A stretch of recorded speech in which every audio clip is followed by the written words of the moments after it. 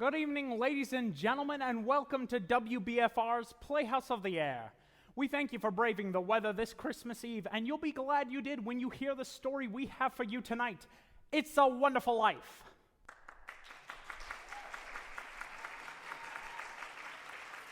Very good, very good. Thank you so much, ladies and gentlemen. Now, please remember, this evening's program is being broadcast live from coast to coast, and our listeners are counting on your reactions as part of their listening pleasures.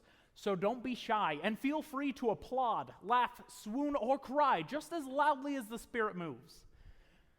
I'm receiving the signal from our stage manager that we'll be going live on the air in just less than 3 minutes, which gives me just enough time to introduce you to the fine acting ensemble who'll be performing this evening's entertainment. You know him from Chick Carter, Boy Detective, and Cowpoke Romance. Playing George Bailey, the hero of tonight's story, I give you Mr. Jake Lawrence.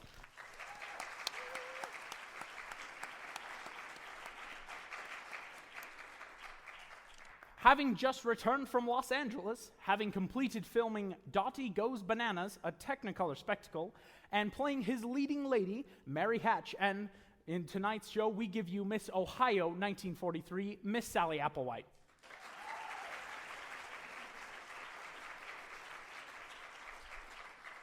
WBFR listeners have heard our next little lady in roles ranging from Mother Cabrini to Salome, and playing Violet Bick and others in this evening's story, here is Miss Lana Sherwood.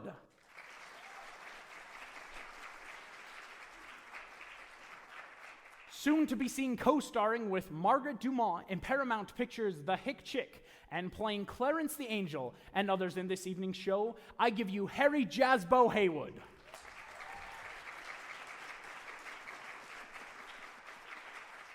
Finally, host of Females Are Fabulous, and here with you this and every week on WBFR, I am Freddie Fillmore.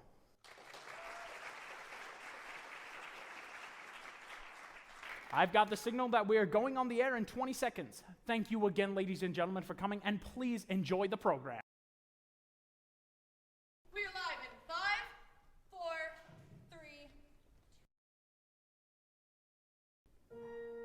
3. WF in New York City. This is WBFR's Playhouse of the Air.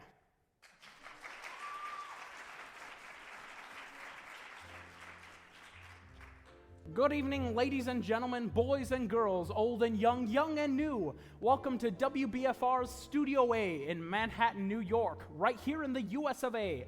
I am your host, Freddie Fillmore, bringing you your favorite stories this and every week on WBFR's Playhouse of the Air.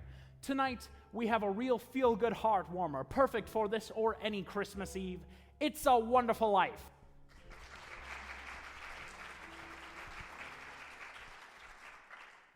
We begin our story in the little town of Bedford Falls, New York, US of A, where a number of people in the town are praying for their dear friend, a typical American dreamer named George Bailey.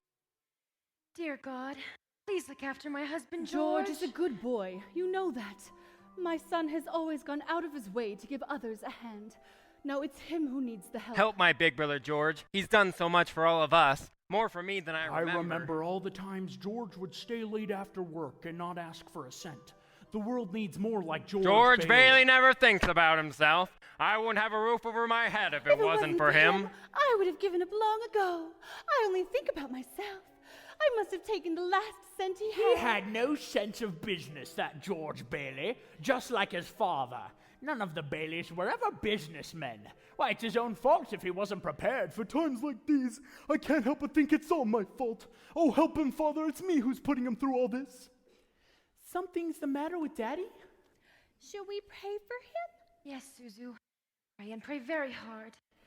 Dear God, please look after Dad. Help him. Their voices carry heavenwards, and Joseph, the superintendent of angels, summons Clarence, an apprentice angel. You sent for me, sir? Yes, Clarence. A man down on Earth needs our help. Splendid. Is he sick? No, worse. He is discouraged. At exactly 10:45 p.m. Earth time, that man will be thinking seriously of throwing away God's greatest creation. Oh, dear, dear, his life. Then I've only an hour to dress. What are they wearing now? You will spend that hour getting acquainted with George Bailey. Sir, if I should accomplish this mission, might I perhaps win my wings? It's been over 200 years and people are beginning to talk. Well, what's that book you've got there? Oh, The Adventures of Tom Sawyer, sir. I was reading it when you sent for me. Ah, fine book. Excellent. Well, you do a good job with George Bailey, and we'll see about your wings. Thank you, thank you. Now, if you're going to help George, you want to know a little something about him. Look, see the town? Why, yes. A group of young boys sledding down a snow-covered hill and onto the ice. This is amazing. Yippee! Who's that? That is your problem, George Bailey. A boy? That's him when he was 12, back in 1919. Something happens here that you'll have to remember later on. And here comes the scare baby, my kid brother, Harry Bailey! I'm not scared. Come on, Harry, you can do it! Come on! Yippee! Come on! Help! Help! Oh dear. Harry's fallen through the ice. I'm coming, Harry! Make a chain, gang, a chain! So George's brother fell through the ice, but George saved him. Yes, Clarence. And ever since, George has had a bad ear. All that icy water, you understand. Bad ear. Yes, sir. Now, the next event came a few months later. George took an after-school job working at Old Man Gower's drugstore. It's me, Mr. Gower, George Bailey. You're late. Yes, sir. Hello, George. Hello, Mary. Hello, Violet. 2 cents worth of shoelaces, Violet? Oh, Mary was here first. I'm still thinking. Shoelaces? Thanks, Georgie. I like him. You like every boy. What's wrong with that? Here you are. Oh, thanks, Georgie. See you later, Mary. Made up your mind yet, Mary? I'll take chocolate. With coconuts? I don't like coconuts. You don't like coconuts? Say, brainless, don't you know where coconuts come from? Looky here. From Tahiti, the Fiji Islands, and the Coral Sea. What's that you got there, a new magazine? I never saw it before. Well, of course you never. Only us explorers can get it. I've been nominated for membership in the National Geographic Society. Let me get your ice cream. Is this the ear you can't hear on? Oh, George Bailey, I'll love you till the day I die. I'm going out exploring someday. You watch. And I'm going to have a couple of harems, and maybe even 3 or 4 wives. Wait and see. George. Yes, sir? You're not paid to be a canary. Yes, sir. Goodbye, George. Bye, Mary.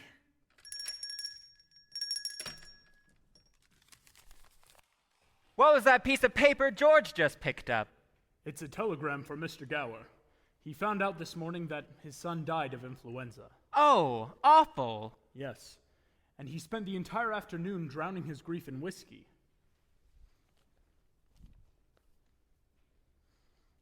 Mr. Gower, do you want something? Anything? No. Anything I can do back here? No. I'll get them, sir. What's this bottle, Mr. Gower? Never mind that. Just take those capsules over to Mrs. Blaine's. Yes, sir. They have the diphtheria there, haven't they, sir? Is it a charge, sir? Yes, charge. Mr. Gower, I think I'll that... get going. Yes, sir. Mr. Gower... What is it? Well, Mr. Gower, that bottle you used, you put something wrong in those capsules. Well, who do you think you're talking to? You're hurting my sore ear. Well, did you hear what I said? Get going. Mr. Gower, you don't know what you're doing. You put something wrong in those capsules. I know you're unhappy. You got that telegram and you're upset. It wasn't your fault, Mr. Gower. But look, Mr. Gower, look. This bottle, you used the bottle to make the capsules. It's poison. Poison? Don't hit my sore ear again. Poison? Oh, George. All I wanted to do was make sure, Mr. Gower, I know how you feel. I won't tell anybody. Hope to die I won't. Oh, George. Did he ever tell anyone about those pills? Not a soul. Did he ever marry the girl? Did he ever go exploring? We'll get to that soon enough, Clarence. When George grew up, he wanted to go to college, but there just wasn't the money. So George worked for his father at the Building and Loan Association. Building and Loan Association? Yes, George's father worked in the building and loan business, along with George's Uncle Billy. George, where'd we put that combination of the safe? We wrote it down so you wouldn't forget it. That's right. Where? Your wallet, Uncle Billy. Oh, thanks. Lovable fellow, just forgetful is all.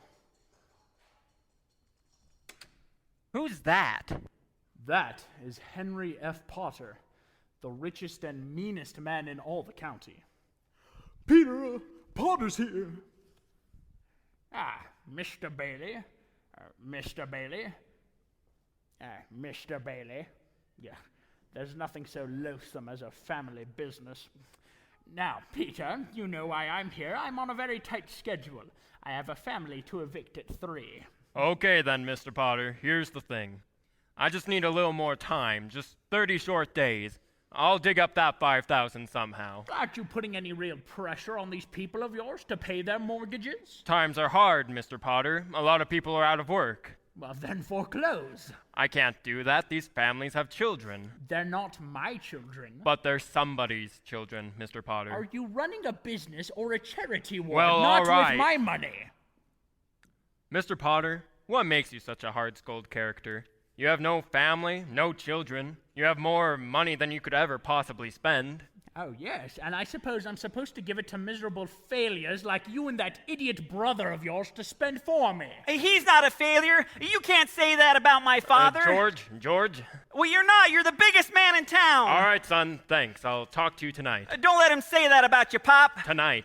What kind of business are you running here? Good Lord, man.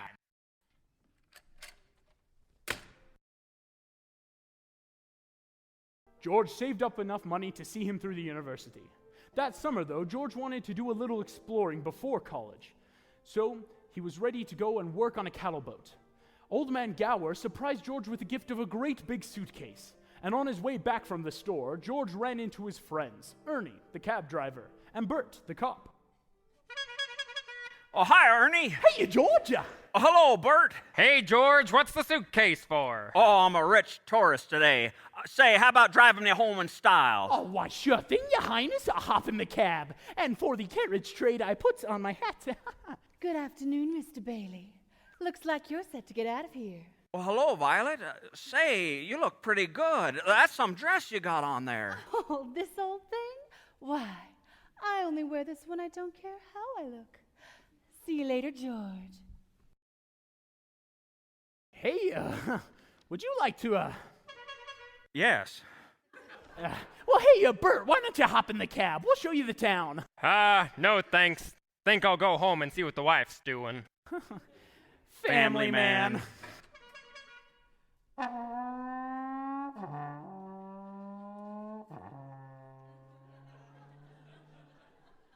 George's bags were packed, and he was all ready to go. Boy, oh boy, oh boy. It's hard to realize it's the last night in the Bailey boarding house. We're sure going to miss you, George. Oh, I'm going to miss you too, Pop. Say, what's the matter? You look tired. Oh, I had another tussle with old Henry Potter today. Oh? I thought when we put him on the board of directors, he'd ease up on us. I wonder what's eating that old money-grubbing buzzard anyway. Oh, he's a sick man. Frustrated and sick. Sick in his mind. Sick in his soul. If he has one. Hates anybody who has anything that he can't have. Hates us mostly, I guess. Hey, George, can I borrow your tuxedo studs? Well, yeah, help yourself, Harry. Well, where are they? In your suitcase? I'm not taking a tuxedo on a cattle boat, you know. Say, where'd you get that fine piece of luggage anyway? Oh, Mr. Gower, a going-away present. And one of these days you're going to see that baggage all covered in travel labels. Italy, Baghdad. Hey, why don't you come to the dance tonight? What, and be bored to death? Well, you couldn't want a better death. Lots of pretty girls. Hey, I've got to hurry! I wish we could send Harry to college with you, George. Well, now we got that all figured out, Pop. You see, Harry will take my job at the building and loan, work there 4 years, and then he'll go. He's a little young for that job. Well, no younger than I was. You were born older, George. I suppose you already know what you're going to do when you get out of college? Oh, well, you know, what I've always talked about. Building things, designing new buildings, plan modern cities. Still after that first million before you're 30? Oh, no, I'd settle for half that in cash. Of course, it's just an idea. But you wouldn't consider coming back to the building and loan, would you? I know it's early to talk about it. Oh, no, I couldn't face being cooped up for the rest of my life in that shabby little office. Oh, I'm sorry, Pop. I didn't mean that remark. But this business of nickels and dimes and spending your entire life trying to figure out how to save 3 cents on a length of pipe, I'd go crazy. I want to do something big and something important. You know, George, I feel that in a small way we are doing something important. Satisfying a fundamental urge. It's not too much for a man to want his own roof and walls and fireplace. And we're helping him to get those things in our shabby little office. Oh, I know, Dad. I wish I felt, but I've been hoarding pennies like a miser in order to... Well, most of my friends have already finished college. I just feel like if I didn't get away, I'd bust. Yes, you're right, boy. This town's no place to live if you're not willing to crawl to Potter. You go get your education, then get out of here. I'm glad you see what I'm talking about. Say, I better go on down to Old Main Street. Last night in town and all. Have a good time, son. Who's that? Why, that is Violet Bick. The little girl from the candy counter? That's right. Hello, Georgie Porgy. Oh, hello, Vi. What gives? Oh, nothing. Where are you going? I'll probably end up at the library. Georgie, don't you ever get tired of just reading about things? Yes. Say, what are you doing tonight? Not a thing. Are you game, Vi? What do you say we make a night of it? Oh, I'd love it, Georgie. What do we do? Well, let's go out in the fields and we'll take off our shoes and walk in the grass. Huh? And then we can go up to Stewart Lake. It's beautiful up there in the moonlight. And we can swim. And then we can climb Mount Bedford and smell the pines and watch the sunrise against the peaks. And we'll stay up there the whole night. And everybody will be talking. It'll be a terrific scandal. George! Have you lost your mind? Walk in the grass in my bare feet. Why, it's 10 miles up there to Mount Bedford. You think just because you... Ooh! Okay, just forget the whole thing. Forget about what, George? Oh, nothing, Sam. You've met Mary, haven't you, George? Hi, George. Oh, well, hello, Mary. Say, you wouldn't mind walking Mary home, would you, George? Well, of course not. Is that okay with you, Mary? Oh, that's fine by me. Great, thanks. So George walked Mary home. Is that important, Joseph? I'd say so, because even though Mary only lived 4 blocks away, it took them 2 hours to get there. Buffalo gals, won't you come out tonight? Come out tonight, come out tonight. Buffalo gals, won't you come out tonight and dance by the light of the moon? Hot dog, oh boy, just like an organ. Gee whiz. Beautiful. You know something, Mary? If it wasn't me talking, I'd say you're the prettiest girl in town. Well, why don't you say it? I don't know. Maybe I will. Say, how old are you anyway? 18. 18? Too young or too old? Oh, no, just right. Your age fits you. Oh, hey, look where we are. Oh, the old Granville House. Yeah, I gotta throw a rock. Oh, no, George, don't. I love that old place. Well, no, don't you know about deserted houses? So you make a wish and then throw a rock. But, George, it's such a lovely old house. I wish I lived there. In there? I wouldn't live in there if I was a ghost. Now watch this. Ha! How about it, huh? Pretty good shot, huh? Broke a window. Ha! What's your wish, George? Oh, well, not just one wish. A whole hatful, Mary. I'm shaking the dust of this crummy little town off my feet, and I'm going to see the world. Italy, Greece, the Parthenon, the Colosseum. And then I'm going to come back here and go to college and see what they know. And then I'm going to build things. I'm going to build airfields. I'm going to build skyscrapers 100 stories high, bridges a mile long, and I'm going to... Hey, you going to throw a rock too? Well, hey, that's a pretty good shot, Mary. What'd you wish for? Oh, no. If I tell you, it may not come true. Well, hey, Mary, come on. What do you want, huh? Do you want the moon now? Just say the word. Okay. The moon, I'll take it. And then what? And then what? And then I'd throw a lasso around it and pull it down. And you could swallow it and it would dissolve, see? And moonbeams would shoot out of your fingers and your toes and the ends of your hair. And say, am I talking too much? Yes! Why don't you kiss her instead of talking her to death? Well, who's that? Old man Collins on his front porch. Oh, youth is wasted on the wrong people. Oh, hey, wait a minute, mister. Hey, you come back out here and I'll show you some kissing that'll put hair on the back of your head. You come back out here. George! Uncle Billy? George, get in the car quick. Your father's had a stroke. I'm sorry, Mary. I've got to go. George's father died that night, Clarence. So of course George couldn't go away to Europe.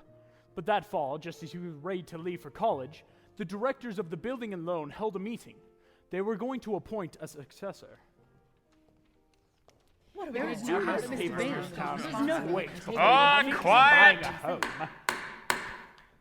I want the board to know that George gave up his trip to Europe to help us strain things out these last few months, and it was greatly appreciated. I think that's all we'll need you for, George. Good luck to you at school. I know you're anxious to make a train. Yes, I have a taxi waiting downstairs. Now, Mr. Chairman, I'd like to get to my real purpose. I claim that this institution is not necessary for this town. Therefore, Mr. Chairman, I'd like to make a motion to dissolve the building and loan and turn its assets and liabilities over to the receiver. Quiet! It's too early after Peter Bailey's death to discuss chloroforming the building and loan. It was his faith and devotion that are responsible for this organization. Well, I'd go further than that. I'd say that to the public, Peter Bailey was the building and loan. Well, that's rich coming from you, Potter, seeing as though it's probably you that drove him to his early grave. Peter Bailey was no businessman. That's what killed him. I mean no disrespect to him, God rest his soul. But Peter Bailey was a man of high ideals, so-called. But high ideals without common sense can ruin this town. Well, what does it get us? A bunch of discontented, lazy rabble instead of a thrifty working class. And all because a bunch of starry-eyed dreamers like Peter Bailey filled their heads with a bunch of impossible hooey. Now, as I say, we must move forward. Now, wait a minute, Mr. Potter, wait a minute. Hold on a second. Now, you're right when you say my father was no businessman. I know that. Why he ever started this cheap penny ante building and loan, I'll never know. But neither you nor anybody else can say anything against his character, because his whole life was... Why, in the 25 years since he and Uncle Billy started this thing, he never once thought of himself. Isn't that right, Uncle Billy? Well, that's right. He didn't save enough money to send Harry to school, let alone me. But he did help a few people get out of your slums, Mr. Potter, and what's wrong with that? Well, here, you're all businessmen here. Doesn't it make them better citizens? Doesn't it make them better customers? You said, what'd you say a minute ago? People had to wait and save their money before they even thought of a decent home? Wait? Wait for what? Wait till their kids grow up and leave them? Wait till they're so old and broken down that... Do you know how long it takes a working man to save $5,000? You just remember this, Mr. Potter. This rabble you talk about. They do most of the working and the paying and the living and the dying in this community. Was it too much to have them work and pay and live and die in a couple of decent rooms and a bath? Anyways, my father didn't think so. People were human beings to him. But to you, a warped, frustrated old man, they're cattle. In my book, he died a much richer man than you'll ever be. Well, I'm not interested in your book. I'm talking about the building alone. I know very well what you're talking about. You're talking about something you can't get your fingers on, and it's galling you. I've said too much. You're the board here. You do what you want with this thing. Just one thing more, though. This town needs this measly one-horse institution, if only to have some place where people can go without crawling to Potter. Come on, Uncle Billy. Sentimental hogwash. Now, I want my motion to... Ooh, they're just coming out of the board meeting. I'll have to call you back. What happened, George? All we could hear was a lot of yelling. Oh, boy, Matilda, you should have heard George. Yeah, they're voting us down in there. Hey, George, go on, get out of here. You missed your boat trip. You want to miss college, too? So the boat's shutting us down. So what? I could still get a job. I'm only 55.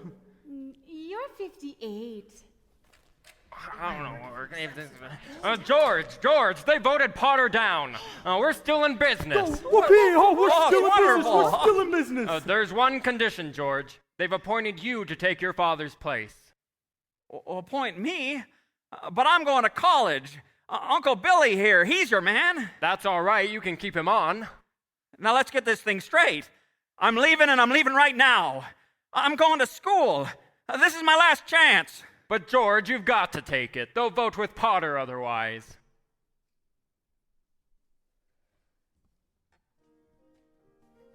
So George Bailey never went to college. That's right, Clarence.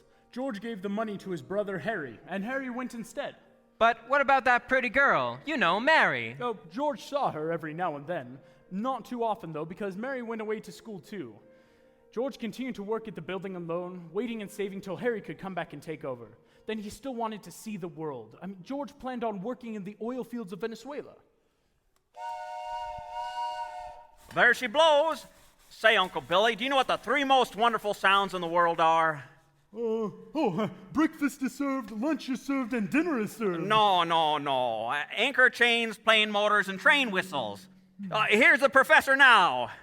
Well, if it isn't George Geographic Explorer Bailey, Uncle Billy, you haven't changed a bit. Oh, no one ever changes around here. You know that. Oh, am I glad to see you. Say, where's Mother? Oh, she's at home cooking the fatted calf. Come on, let's go. Oh, wait. This is Ruth Dakin. Ruth Dakin Bailey, if you don't mind. Huh? Well, I wired you ahead as a surprise. Here she is. Meet the wife. But you know her wife. Well, how do you do? What am I doing? Congratulations. Harry, why didn't you tell somebody? Say, what's a pretty girl like you doing marrying this two-headed brother of mine? Well, I'll tell you, it's purely mercenary. My father offered him a job. Oh, Harry gets you and a job. Harry's cup runneth over. Say, Ruth, why don't we go on ahead? We'll leave the bags for the fellas. All right. George, about that job. Ruth spoke out of turn. I never said I'd take it. You've been holding the bag here for the last 4 years, and, well, I won't let you down. It's all right, Harry. It's all right. And so that evening, Harry's welcome home party became his wedding party. Uncle Billy familiarized himself with the spirits. Oh boy. I feel so good I could spit in Potter's eye. And I think I will. Maybe I better just go home. If you could just point me in the right direction. Right down there. That way, huh? Oh, thanks so, building and loan bell. I'll see you later.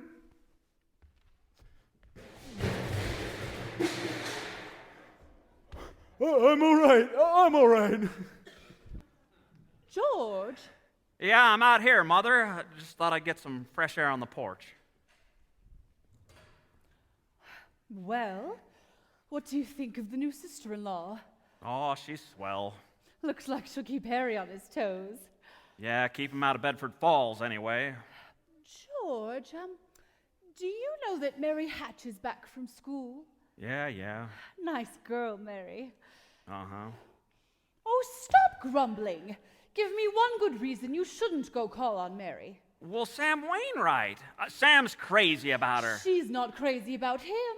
Well, now, how do you know that? Did she discuss it with you? And besides, Sam is away in New York, and you're here in Bedford Falls. And all's fair in love and war. Oh, I don't know about war.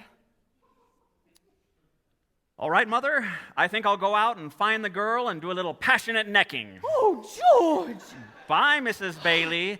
Oh, and by the way, do you want any books at the library? The library? Bye. George, you go and see Mary, you hear? Oh.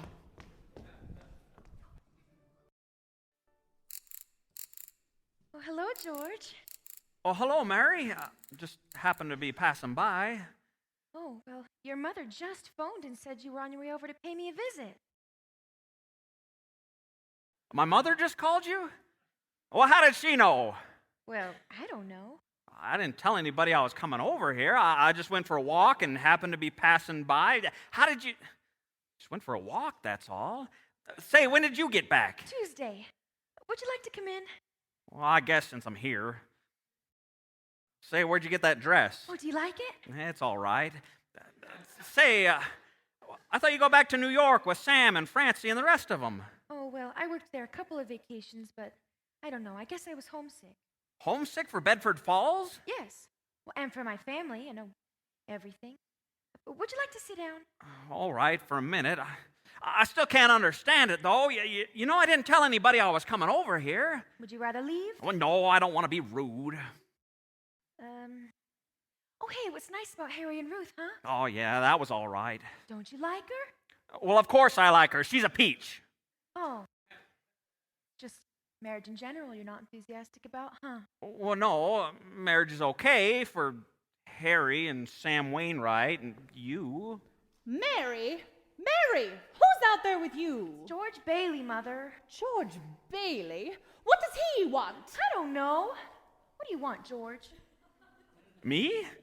Nothing. I just came in to get warm. He's making violent love to me, Mother. You tell him to go right back home, and don't you leave the house. Sam Wainwright promised to call from New York tonight, didn't he? Your mother needn't... Oh, you know I didn't come here for... What did you come here for? Well, I don't know. You tell me. You're supposed to be the one with all the answers. You tell me. Oh, why don't you go home? Well, that's where I'm going. I don't know why I came here in the first place. Oh, the telephone! Mary, it's Sam! Get it? Hello, hee-haw. Hi, Sam. How are you? Oh, gee, great. It's good to hear your voice again. Thanks, Sam. Oh, that's awfully sweet of you, Sam. Hey, there's an old friend of yours here, George Bailey. You mean old Mossback George? Yes, old Mossback George. Hee-haw, put him on. Hold on, I'll call him George. He doesn't want to speak to George, you idiot. He does so. He asked for him. George, it's Sam. He wants to speak to you. Hello, Sam? Hey, some friend you are. What are you trying to do, steal my gal? What are you talking about? No one's trying to steal your no, girl. No, wait a minute. I want to talk to both of you. Tell Mary to get on the extension. Mother's on the extension. Oh, I am not. Oh. We can both hear you. Here, George, just put your head a little closer. Okay. There, that's better. We're listening, Sam. I got a big deal coming up that's going to make us all rich. George, you remember that night at Martini's bar when you told me about making plastics out of soybeans? Huh?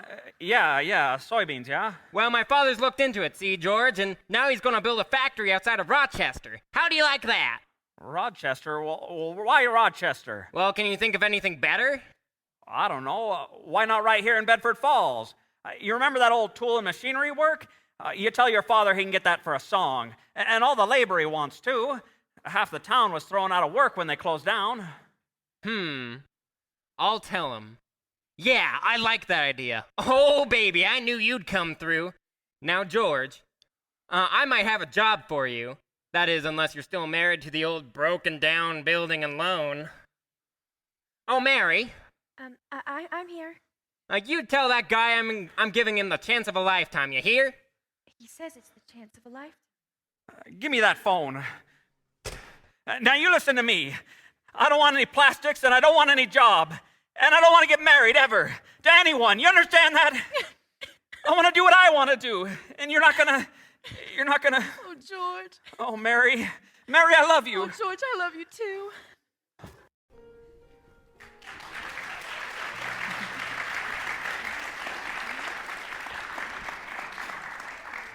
We will return to WBFR's Playhouse of the Air's presentation of It's a Wonderful Life in just a few moments. But first, gentlemen, does your hair resemble a dried-out bird nest full of dandruff flakes? When girls get a gander at the tip-top of your noggin, do they go, Ew! well, here's a helpful hint that just might help you out in the romance department. Starting today, why not try Brummel Hair Tonic? Yes, sirree, you'll be heading for success with Brummel Groomed Hair. A success on the job and with the gals. Brummel always keeps your hair in place, looking mighty attractive, and a real sex appealer. Try some Brummel today. It does a lot more than keeps your hair handsome looking.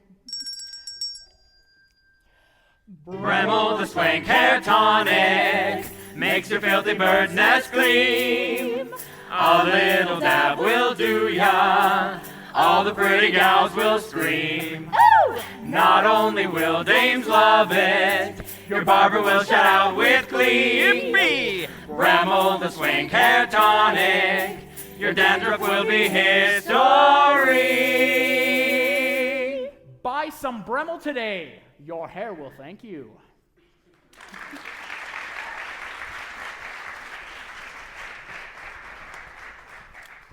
And now, back to It's a Wonderful Life. George and Mary were married, and following the wedding reception, George's pal Ernie drove the happy couple to the train station.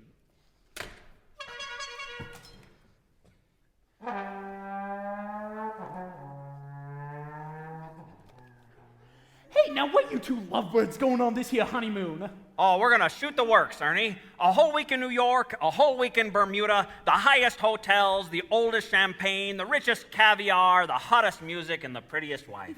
And here's the kitty, Ernie. $2,000. I feel like a bootlegger's wife. Wow! So you're finally getting out of Bedford Falls. Well, and then what? Well, then what, honey? After that, who cares? That does it. Say, Mrs. Bailey, I haven't Hey, kissed George! you. Hey, look over there. Something funny's going on. No, look at the bank. It looks like a run. Huh? Will you pull over there a minute, Ernie? Oh, no, George, please, let's not stop. Let's go straight to the station. Well, now, hold on a minute. I better go see what it is. I'll be right back. Oh, no, George. Oh, will someone please What's tell going me on? what's I was going just on here? about A to- lot of crazy things around town. What is this, Uncle Billy? A holiday? Why are the doors locked? There's a crowd out front. Oh, this is a pickle, George. All right, now, what happened? I don't know. All I know is the bank called our loan. I had to hand out all of our cash. All of it? Every last cent. Holy mackerel. Oh, and then I got scared, George, and I locked the doors. Well, our charter says we need to stay open until 6 o'clock or we'll lose our license. Oh. Bailey Brothers Building. Get me George. George, it's Potter. Hello?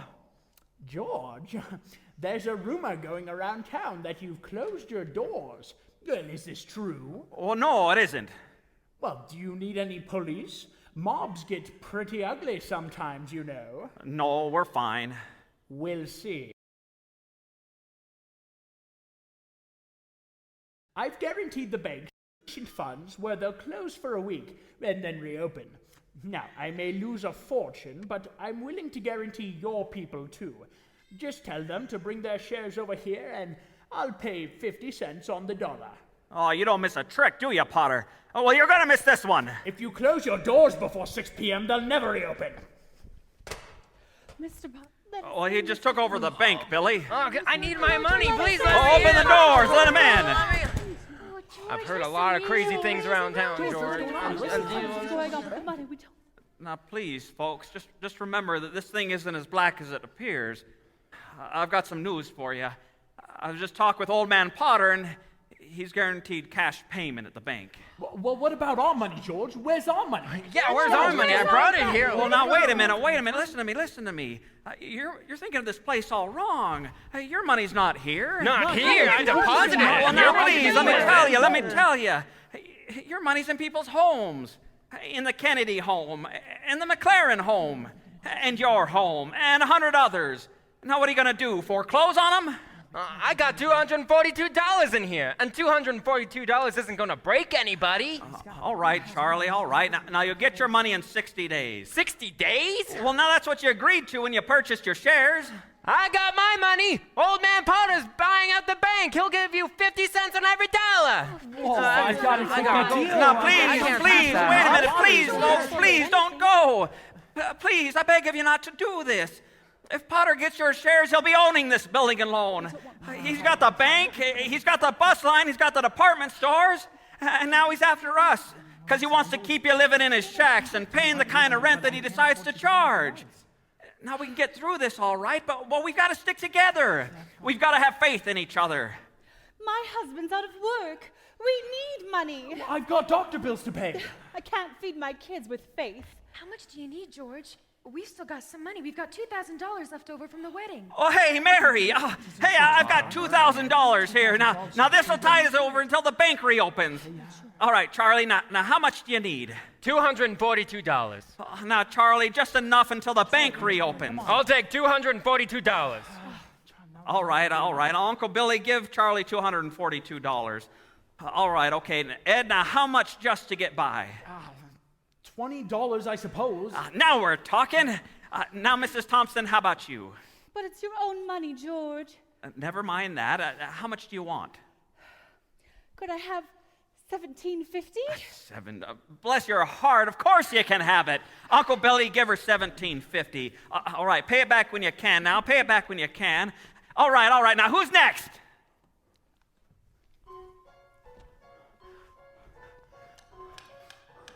Look at the clock.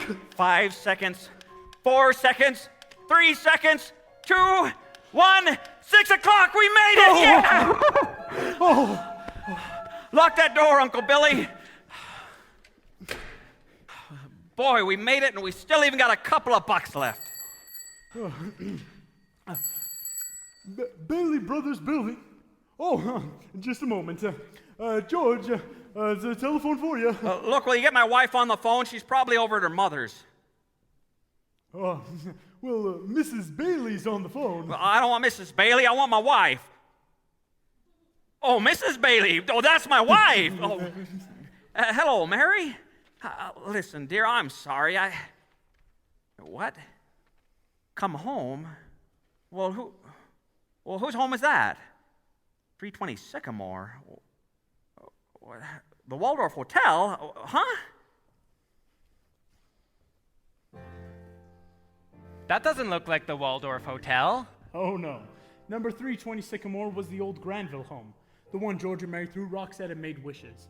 Mary had prepared the house, including a turkey dinner, warm hearth, and even a marriage bed. Welcome home, Mr. Bailey. Well, I'll be. Do you remember the night we threw rocks at this old house? This is what I wished for. Darling, you're wonderful. Yes, sir. That's where George and Mary started their lives together. Mary prepared the house and made it into a home, while George continued to work at the building and loan, providing houses for people like Giuseppe Martini. Hey, Martini, you renting a new house? Rent? Ha! You hear that, Mr. Bailey? I own this house. Me, Giuseppe Martini. I own my own house. No more we live like pigs in Potter's Field. George and I have something for you and your family, Mr. Martini. We bring something for all the new owners. For the Martinis? Malia, come quick. Our first housewarming gifts. Bring the kids. Bread, so that this house may never know hunger. Salt, that life may always have flavor. And wine, that joy and prosperity may reign forever. Enter the Martini Castle. Yes, sir. Bailey houses were popping up all over the place, normally owned by people that used to live in Potter's Field. And Old Man Potter had had just about enough of that. So after a couple of years, Old Man Potter decided to call our George down into his office. Sit down, George, sit down. Have a cigar. Well, thank you, sir. That's quite a cigar, Mr. Potter. Oh, well, you like it? I'll send you a box. Well, I suppose I'll find out sooner or later, but just what exactly did you want to see me about? Well, you see, George, that's what I like so much about you. George, I'm an old man, and most people hate me. Well, I don't like them, so it makes it all even. And you know as well as I that I control practically everything in this town but the Bailey building alone. You also know that for a number of years I've been trying to get control of it, or kill it, but I haven't been able to do it. You have been stopping me. In fact, You've beaten me, George, and that takes some doing. Well, take during the Depression, for instance. You and I were the only ones that kept our heads. Why, you saved the building alone. Well, and I saved all the rest. Yes, well, most people say you stole the rest.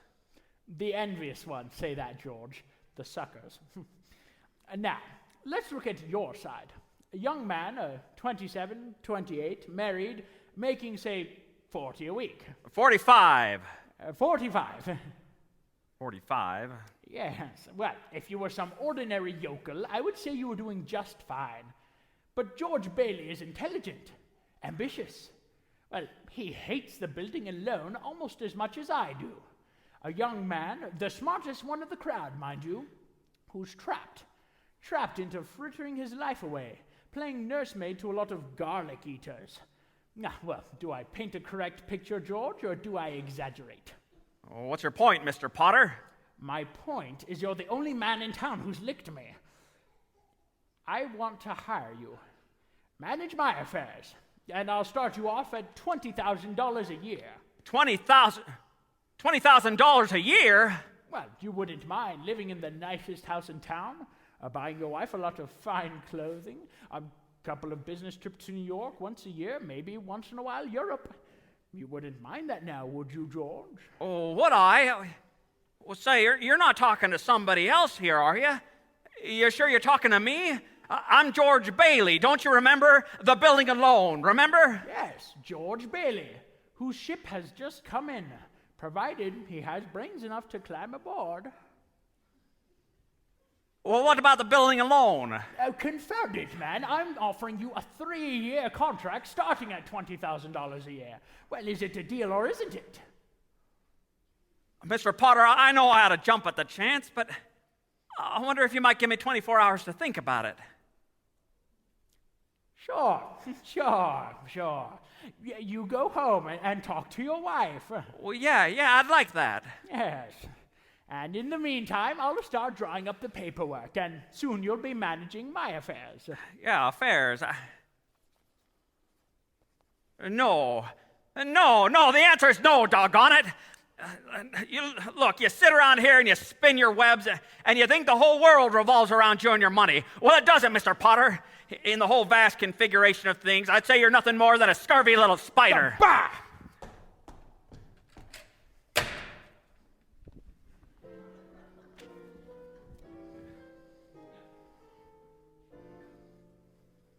What did Mr. Potter want, George? Oh, nothing, just talk, nothing. Oh, gee, Mary Hatch, why'd you ever want to marry a guy like me anyway? To keep from being an old maid. But I wanted to travel places. I wanted to build things. I wanted to give you the moon. But what have I given you? What have I given you? Not even a new dress, not for months. You could have married Sam Wainwright or anybody else in town. I didn't want to marry anybody else in town. I want my baby to look like you. But you didn't even get a honeymoon, and I promised you... You're what? My baby. Well, Mary, you mean you're on the nest? George Bailey Lasso's stork. Yes, sir, Clarence. Mary had her baby, a boy. You don't say. And then she had a girl. Well, what do you know? Night after night, George continued to toil away at the building alone. Things weren't looking good as Old Man Potter was really bearing down hard. Well, and then came the war. Mary had another baby by then, but still had time to run the USO. Uncle Billy and Gower sold war bonds. Violet Bick entertained the troops. Bert the cop was wounded in North Africa, got the Silver Star. Ernie the cab driver parachuted into France. And Harry Bailey topped them all. A Navy flyer, he shot down 15 enemy planes, 2 of them as they were about to crash into a transport full of soldiers. Yes, but George, what about George? George? 4F, on account of his ear. George fought the Battle of Bedford Falls. Air raid warden, paper drives, scrap drives, rubber drives. Why, on VE Day, George wept and prayed. And on VE Day, he wept and prayed again. We're getting pretty close to the day, aren't we, sir? Yes, Clarence. You now know almost everything there is to know about George Bailey, except what finds him down there at this moment, wanting to die. Well, sir? Well? Well, today's the day before Christmas, and Uncle Billy was at the bank making a deposit when he ran into Old Man Potter.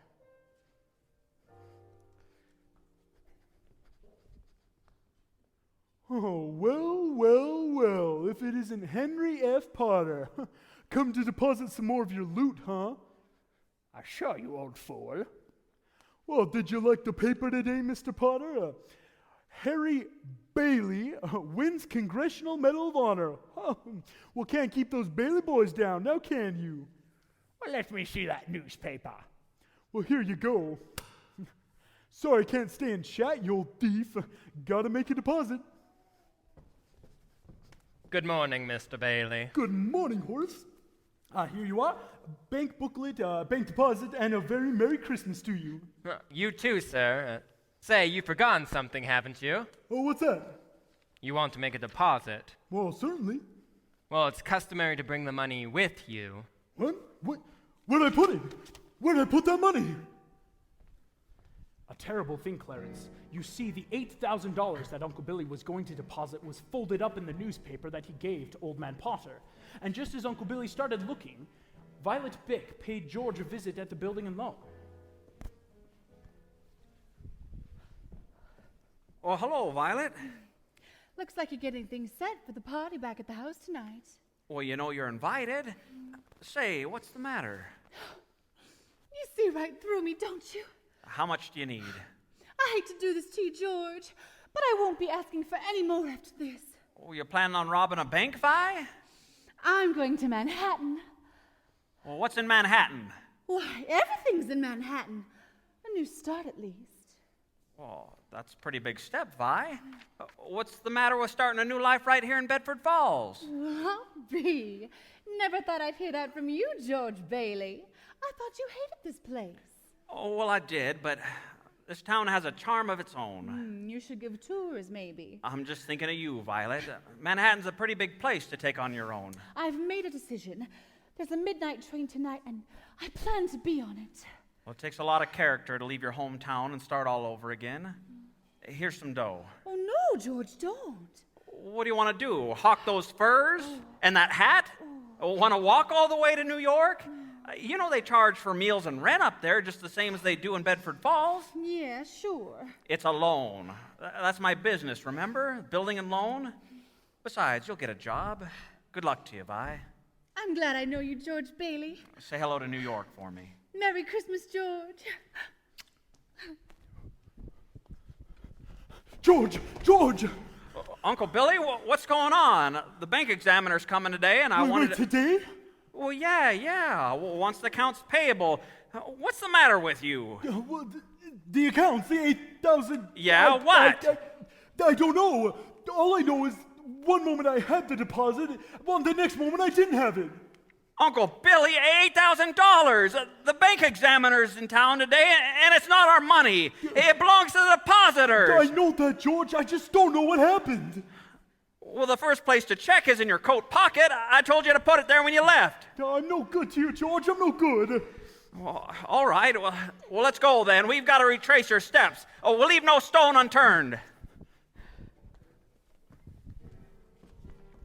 And as George and Uncle Billy went looking for the deposit, Mr. Potter had a meeting with the state bank examiner, a Miss Sadie Vance. Whole town's turned upside down with the Bailey boys' homecoming. Congressional medal and all. Yes, I suppose they do things like that. May I see your paper? Go ahead.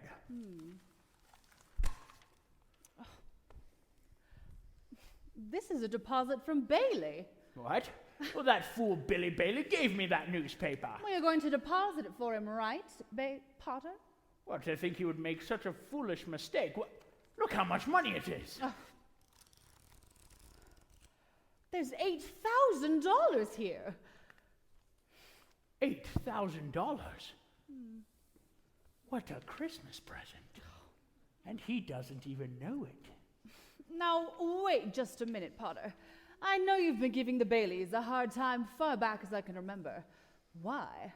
I don't have to give any answers to you. You're just a bank examiner. Yes, I am. And I'm unimpressed by your buying off everyone in town. Oh, that's it. You could never buy the Baileys. What? You heard what I said. The Baileys have always stood for something you've always wanted and are so jealous of. They're honest. You're fired! Ha! You can't fire me. I'm state appointed. And what's more, I'm not going to turn my back. This is stealing from the Baileys. Something like this would surely cause them to fold. Yes, and after 25 years. Well, finders keepers, you know that. It's his own fault. Billy Bailey gave me the newspaper. Besides, there's not a court in the county that would find me guilty. And we all know why. How's your family, Sadie? My family? Well, I know how little state positions pay. What would you say to a little Christmas bonus? I want no part of this. That's not what I've heard. What are you insinuating, Potter? I will not be turned down. What do you want me to do? I want you to pay the Baileys a visit. You'll see their accounts and they'll be short and you know the rest. Finally, the Baileys will be where they belong. Down for good! I know just what to do.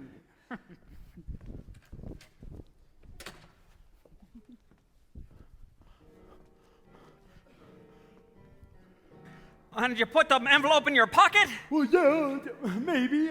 Uncle Billy, we've got to find that money. I'm no good to you, George. I'm no good. Do you have any secret hiding places here in the house? No, I've looked the whole house. Even the rooms that have been locked since I lost your Aunt Laura. Listen to me, think. I can't think anymore, George. It hurts. Where's that money, you stupid, silly old fool? Do you realize what this means? It means bankruptcy and scandal and prison. One of us is going to jail, and it's not going to be me.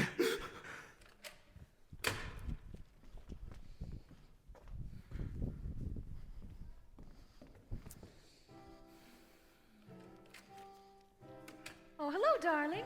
Merry Christmas, Daddy! Daddy, did you bring the wreath? What wreath? The Merry Christmas wreath for the window. I left it at the office. Oh, is it snowing? Yeah, just started.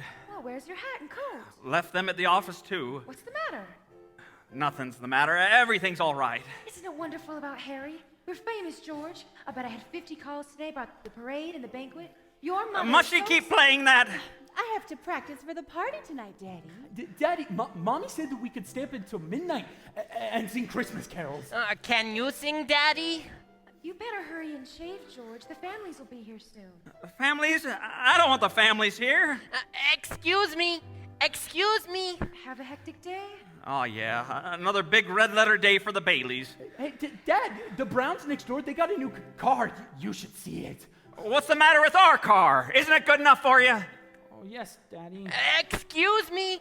Excuse me. Excuse you for what? I burped. You're excused, darling. Now go upstairs and see what little Zuzu wants.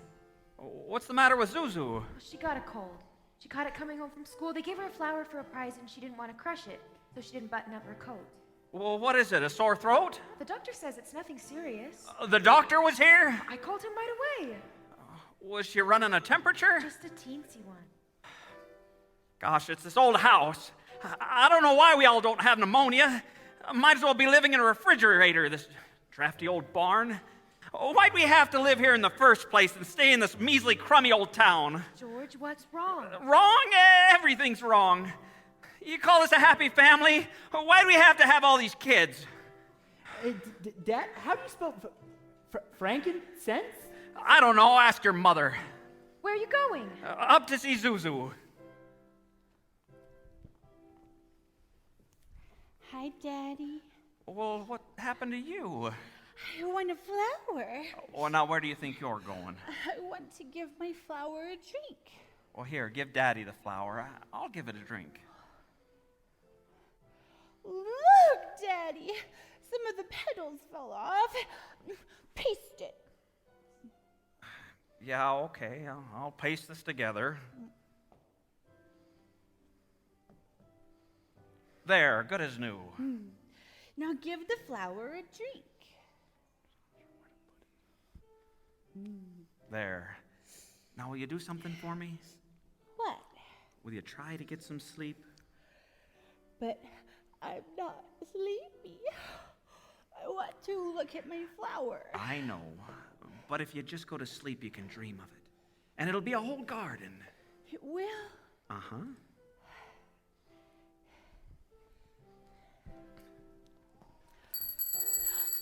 Telephone! I'll get it. Hello, yes, this is Mrs. Bailey. Oh, hello, Mrs. Welch. Oh, thank you. Yes, the doctor says she'll be out of bed in time for Christmas dinner. Oh, is that Zuzu's teacher? Yes. Oh, let me talk to her. Hello, Mrs. Welch.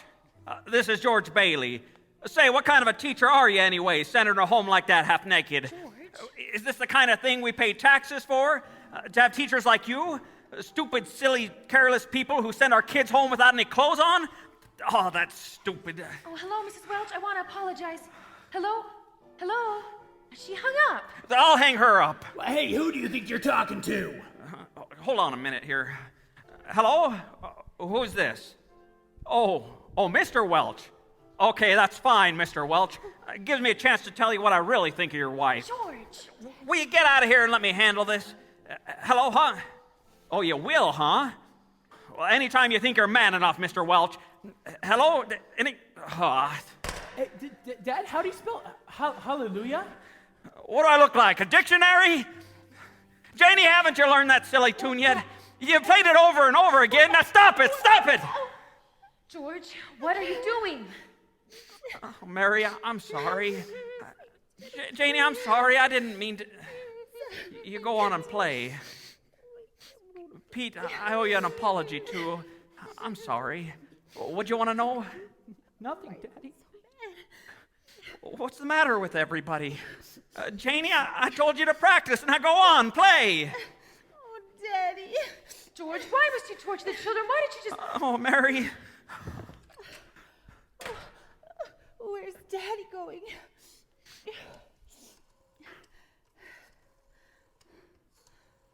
Bedford 247? Is something wrong with Daddy? Yes, Petey. Shall I pray for him? Oh, yes, Janie, pray very hard. Me too? Oh, you too, Tommy. Hello, Uncle Billy?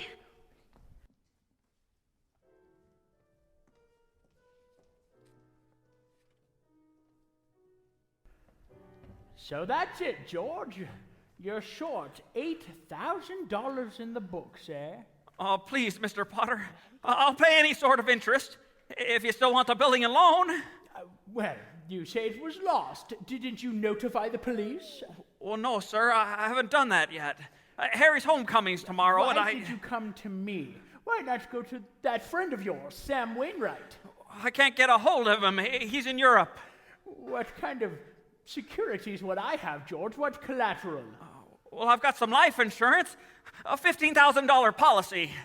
Oh, well, how much is your equity in it? $500. And you want 8,000? Look at you. You used to be so cocky. Why, you were going to go out and conquer the world, and you once called me a warped, frustrated old man. What are you but a warped and frustrated young man? Crawling in here on your hands and knees? No securities, no stocks, no bonds? Why, you're worth more dead than you are alive. Why not go to that riffraff you love so much and ask them for help? Oh, please, Mr. Potter. Please, you've got to help me. My wife and kids. Oh, you know what I'm going to do for you, George? As a stockholder of the building and loan, I'm calling the bank examiner to get a warrant for your arrest.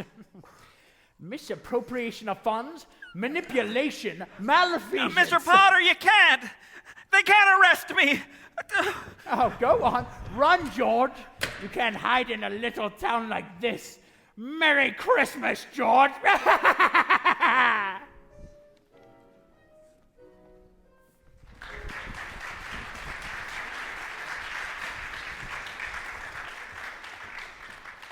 We will return to WBFR's Playhouse of the Air's presentation of It's a Wonderful Life in just a few moments. But first, another word from our sponsors. Are you guilty of careless driving due to a bug-splattered windshield? Yes, I'm guilty. Well, stop straining to see. With Duck's Toilet Cake, you'll be able to cut through the grease and the bug stains, yes, even after the sun has baked them into the glass. Remember, you need clear vision as well as good brakes to avoid accidents. You'll find the duck's toilet cake polishes the windows so crystal clear, you'll hardly know it's there. I feel so much safer when I clean my windshields with Duck's toilet cake. It leaves no oily film to pick up dirt and bugs that make night driving difficult. Duck's Toilet Cake, the soap of 100 uses. You Better wash high, you better wash low. Behind your ears too, I'm telling you so. Duck's toilet cake is cleaning up town. It washes up cars, it washes up bars, and out in LA it washes up stars. Duck's toilet cake is cleaning up town. It's found in every bathroom, from sea to shining sea. It's used by our dear president, and it's used by you and me. Oh, you better wash high, you better wash low. Behind your ears too, I'm telling you so. Duck's toilet cake is cleaning up town. Buy some Duck's Toilet Cake today and keep it in your car.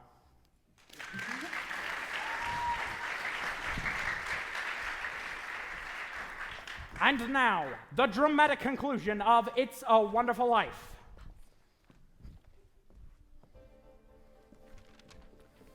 Merry Christmas. Glad you come. Hey, so how about some of that good spaghetti? We got everything. Where's George, sir? Where? After George ran out of Potter's office, he went to Martini's bar. He's just right there, Clarence. What's he saying? Who is he? God, your Father in heaven. I'm not a praying man, but if you're up there and can hear me, show me the way, God. I'm at the end of my rope. Show me the way, God. And then you put these red sauce. Hey, George, you don't look so good. You want someone to drive you home? Why you drink so much, my friend? You don't feel good. Please go home, Mr. Bailey. Hey, Bailey. You say Bailey? Which Bailey? This gentleman is Mr. Bailey, George Bailey. Oh, George Bailey, huh? You'll get a lot worse the next time you talk to my wife like that. Isn't it enough she teaches your stupid kids how to read and write? You gotta go and bawl her out. You get out of here, Mr. Welch! You hit my best friend! You get out! All right! Yeah, we should go. You okay, Mr. Bailey? Who was that? Mr. Welch, but don't worry, he don't come here no more. I'll get something for your face. It's a bleeding. No, I'm all right. Please don't go away, Mr. Bailey. Please I'm all don't, right. Leave me alone.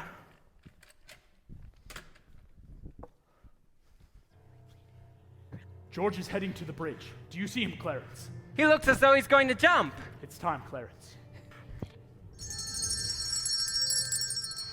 Excuse me!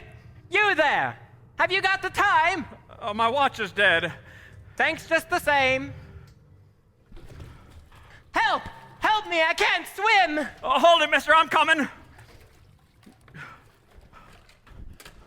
Well, hey, what in the Sam Hill are you two doing out here? This storm's not fit for man or beast. Now get out of that water. Oh, no. Are you two all right? Do you need a doctor? No, I'm okay. No, I'm fine. This underwear. I didn't have time to find anything stylish. My wife gave it to me for my last birthday. I passed away in it. Wait, passed away? Oh, good. I see Tom Sawyer's drawing out, too. Wait, who? My book. I left in such a hurry I brought Tom Sawyer with me. You should read the new book Mark Twain is working on. Look, how'd you happen to fall in? Oh, I jumped in.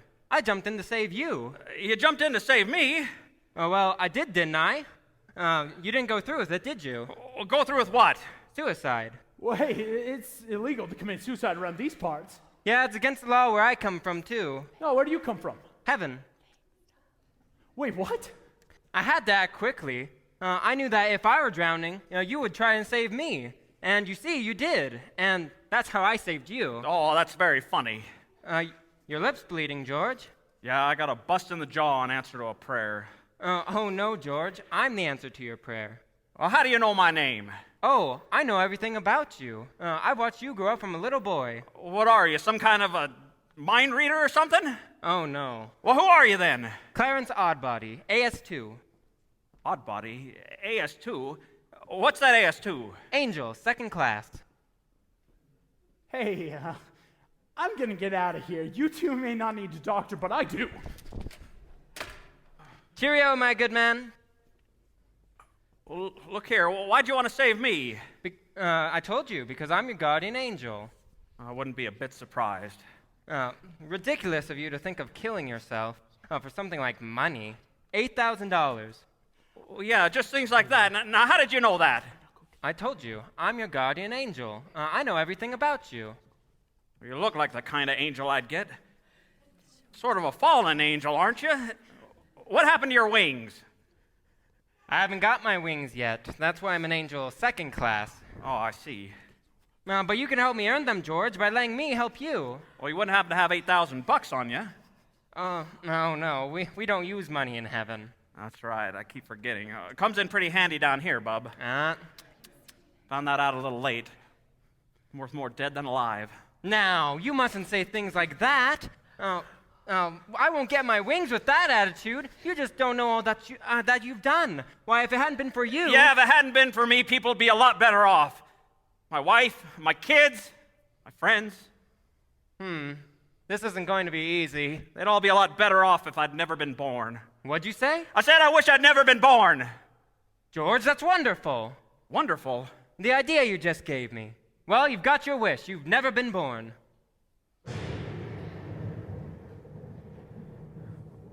Never been born? Exactly. No worries, no $8,000 to get, nothing. You simply don't exist. Well, hey, wait a minute. This ear. Say something else in that ear. You don't have a bad ear anymore, George. Don't you see? You're not the George Bailey you think you are. You're nobody. Well, that's the doggonest thing. My lips stop bleeding, too. Hey, what's going on here? I need a drink. What about you, Angel? You want a drink? I don't know. Come on. We'll go as soon as our clothes are dry. Our clothes are dry. Well, so they are. Well, that's funny. The stove's hotter than I thought. Oh, listen, let's get dressed and we'll stroll over to Martini's and... Excuse me, I'll stroll, you fly. I haven't got my wings. That's right, you haven't got your wings yet. A couple of drinks will both fly.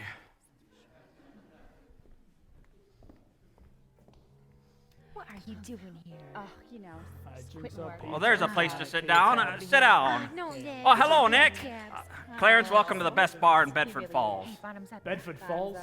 Don't you mean Pottersville? Pottersville? Say, where's Martini? I'm in charge here. Now, you want a drink or don't you? All right. Double bourbon, quick, huh? All right. Really, you're just cute. Now, what's yours, bub? I was thinking a mulled wine. What? Heavy on the cinnamon and light on the cloves. Off with you, my lad, and lively now. Hey, now look, buddy, we serve hard drinks for fellows who want to get drunk fast. And we don't need characters around the joint to give it atmosphere. Well, hey, now, he's all right. Just give him the same as I ordered. He's okay. Fine, 2 double bourbons. Oh, it's funny. What about this place? It's all changed. All of Bedford Falls has changed, George. You see, you got your wish. You've never been born. Oh, there'll be plenty of things you've never seen before. Oh, good. Somebody just made it. Well, made what? Every time you hear a bell ring, it means that some angel's just got his wings. What? Hey, Clarence, I don't think you better talk about angels around here. Don't they believe in angels? Well, sure they do, you know. It's just that... Oh, well, why should they be surprised when they see one, then? Huh? Don't mind him, Nick. He just never grew up. Of course not. Say, how old are you anyways, Clarence? Mom might make me. 296. Next May. No, that does it. Now, out you two pixies. Out through the window, through the door. Go on, get. Now, where's Martini? Will you tell him Would that you stop asking for Martini? He ain't here. Oh. Well. Look who crawled out from whatever hole he's been hiding under. George, look. Well, hey, that's Mr. Gower. Hey, Rummy, didn't I tell you never to come panhandling around here no more? Mr. Gower, it's George. Don't you know me? Buy me a drink, mister? Just one drink, mister. Hey, Binky, throw the Rummy out. You got it. No, please. Well, hey, Nick, isn't that Mr. Gower, the druggist? That rumhead spent 20 years in prison for poisoning some kid. If you know him, you must be a jailbird yourself. Hey, Binky, here's 2 more. Get him out of here. You got it, boss.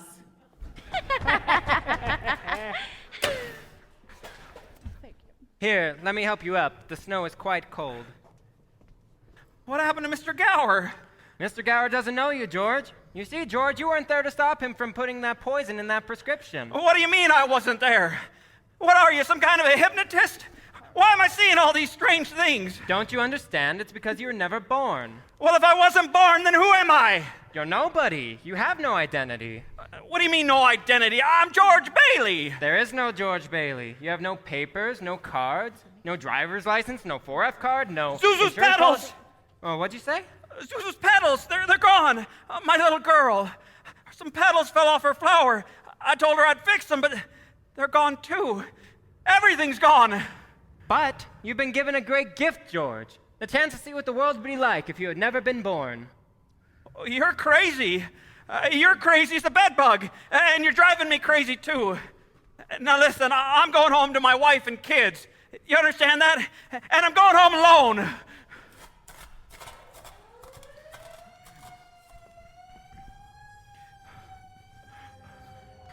All right, you know the drill. Hands behind your back, sister. Ooh, keep your hands off of me.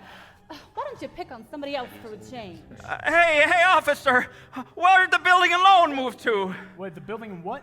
The Bailey Building and Loan. It was up there. Oh, no, that went out of business years ago. Now all that's left is this burlesque house. Oh, not so fast. I know Potter. Hey, Violet. Hey, that's Violet Bick. I know. Oh, believe me, I know. But I know that girl. Who doesn't? Now come along. Oh, what's the mean? Hey, taxi. Oh, Ernie. Ernie, take me home, will you? I'm going off my nut. All right. Where do you live? On a duck on it, Ernie. Don't you go pulling that stuff on me. You know where I live, 320 Sycamore. Now hurry up. All right. Wait, 320 Sycamore? Yeah, hurry up. Zuzu's sick. All right, fine. Now listen to me. Straighten me out here. I've got some bad liquor or something. Now listen to me. You're Ernie Bishop, and you live at Bailey Park with your wife and kid. That's right, isn't it? Wait, you see my wife? Seen your wife? I've been to your home 100 times. No, what's the big idea, pal? I live in a shack in Pottersfield, and my wife ran away 3 years ago, took the kid. I ain't never seen you before in my life. All right, just step on it. Just get me home. Fine.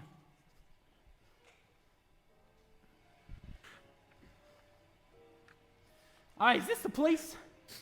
Well, of course it's the place. Well, no one's lived in this house for 20 years.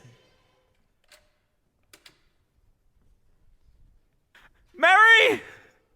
Mary! Where are you? Pete?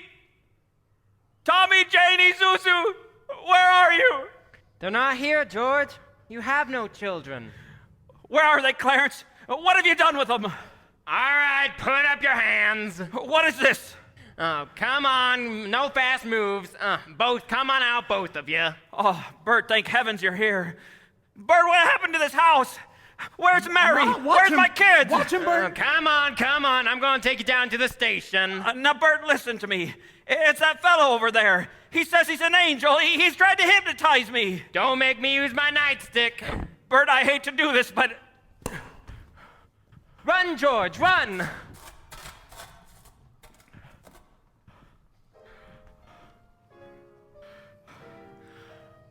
Me. Ma Bailey's boarding house.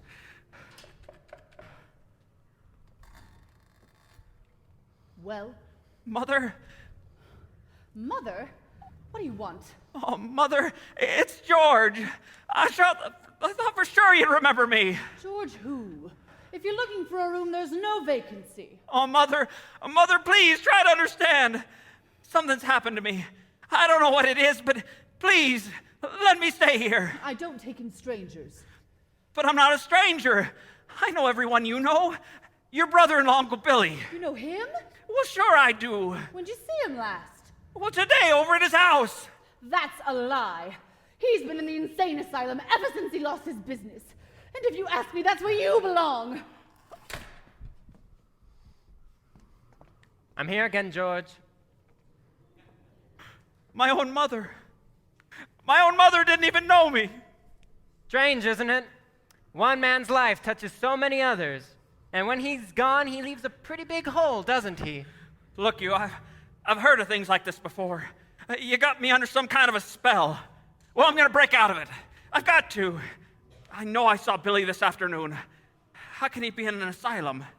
I've got to snap out of this. Just let me think for a minute. Bailey Park. There is no Bailey Park if you weren't here to build it. We'll see about that.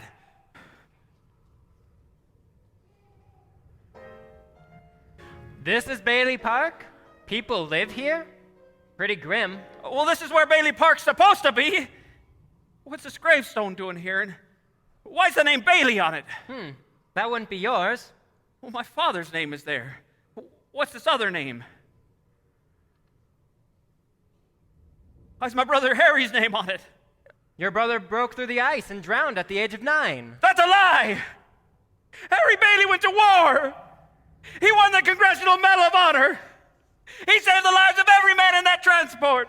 Every man on that transport died. Harry wasn't there to save them because you weren't there to save Harry.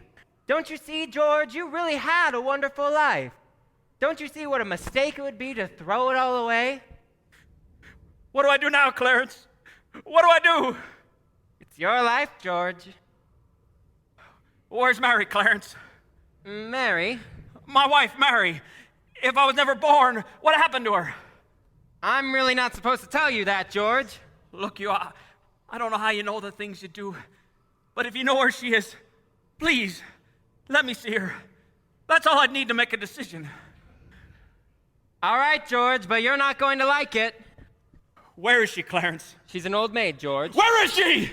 She's just about to close up the library. There must be some easier way for me to earn my wings.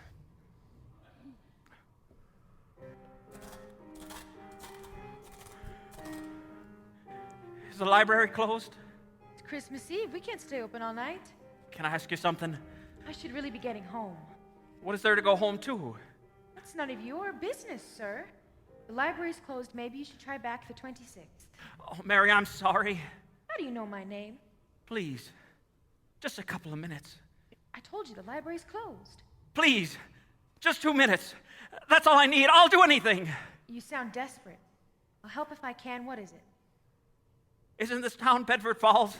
It used to be, but that was some time ago. I wasn't very old when Potter was elected and took the town along with its name for himself. So you do know a place called Bedford Falls? I've seen pictures. It seems like a very nice place. Things have changed, but that's with the times. I have to go. Mary Hatch, you live on Reed Street. A white Victorian. Your bedroom is at the top of the stairs. You turn to the right. You have an older brother, Marty, and you live with your mother, Edwina. How do you know all this? What are you, some crazy man? Stop it, I'm leaving. Oh, Mary, don't you know me? Hey, just let me touch you. Me. I'll call a cop. Oh, the house you wished for. Don't you remember? I told you, I don't know you. Let me go. Oh, I'm Mary, sorry. don't you know me? You must. No, don't you know me? I'm sorry, I don't know you. Let me go. Oh, Mary, please, don't do this to me.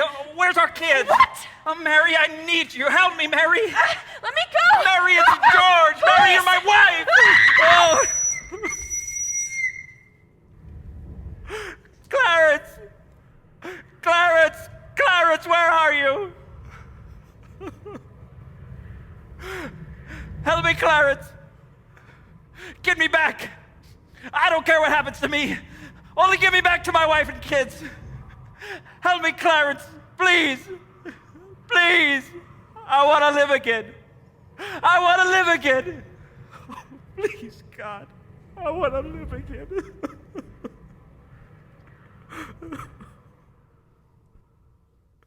George? Is that you, George? Now you get out of here, Bert. You get out of here. You come any closer and I'll hit you again. What the Sam Hill are you yelling for, George? Come on, George. George. Oh, Bert, do you know me? No, you. I've been looking all over town for you. Where have you been? Hey, Bert, I'm alive again, Bert. Are you sure you're okay? Your lip's bleeding. It is?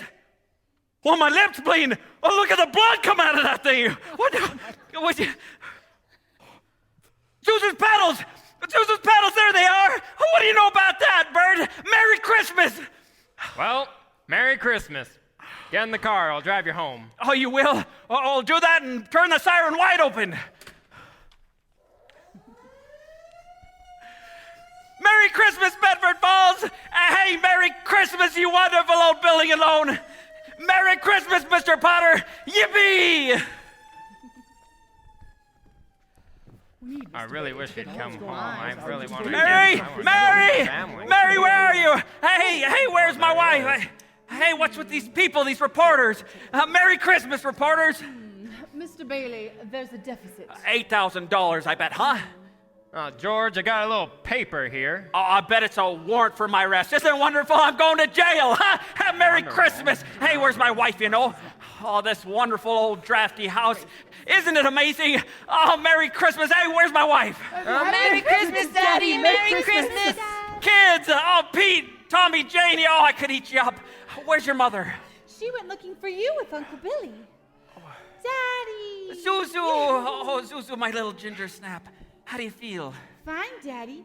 Not a smidge of temperature. Not a smidge. Hallelujah. George? It's Darling? Mommy. Mary! Oh, Mary! Oh, Oh, George, where have you been? let me touch you. Oh, you're real. Oh, George. you have no idea what's happened to me. George, you have no idea what's happened either. Quick, George, they're on their way. Who's on their way? The police department, the FBI, the National Guard? Listen, I'm alive again, Mary. I'm alive again. Okay, George, come on in here. Now stand right here by the tree. Don't move. Oh, I gotta get over I to the hear you Bailey now. house. George, it's a miracle. I need to help It's him a out. miracle. Come on in, everybody. Uncle Billy, come on in. Oh, there you are, George. Oh, Looking all over you. George, Mary did it. George, Mary did it. She went all over town telling people you needed help. They didn't ask any questions. Just said, if George Bailey's in trouble, you can count on me. You never saw anything like it. Hey, George, what's this? A run on the bank? Oh, Merry Christmas.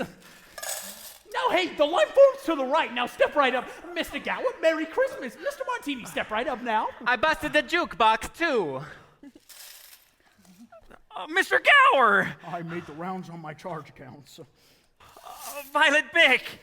I'm not gonna go, George. I changed my mind. I wouldn't have a roof over my head if it wasn't for you. Here you go, $242.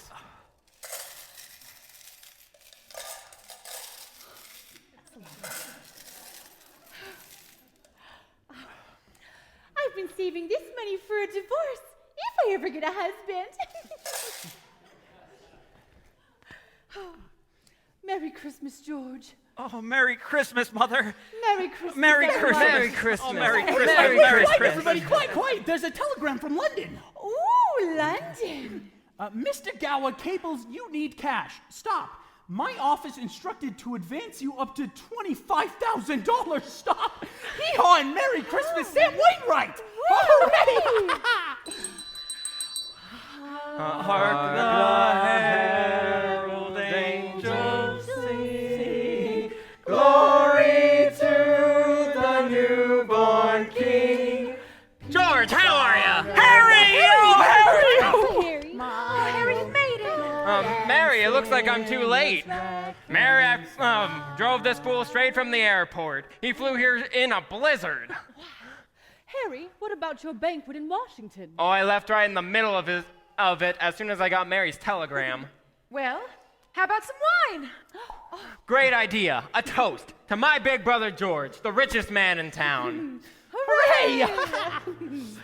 Should old acquaintance be forgot and never brought to mind? What's that, George? It's Tom Sawyer. Hey, look, there's an inscription. George, remember, no man is a failure who has friends. Thanks for the wings. Love, Clarence. What's that? That's a Christmas present from a very dear friend of mine. Look, Daddy. Teacher says every time a bell rings, an angel gets its wings. That's right. That's right. Attaboy, Clarence. For old lang syne, for old lang syne, my dear, for old lang syne, we'll take a cup of kindness yet for old lang syne. This has been WBFR's Playhouse of the Air's presentation of It's a Wonderful Life. The WBFR is brought to you this and every week by Brummel Hair Tonic and Duck's Toilet Cake. Please stay tuned after the program for a selection of holiday music. I'm Freddie Fillmore, signing off and wishing you and yours a very Merry Christmas. Good night. For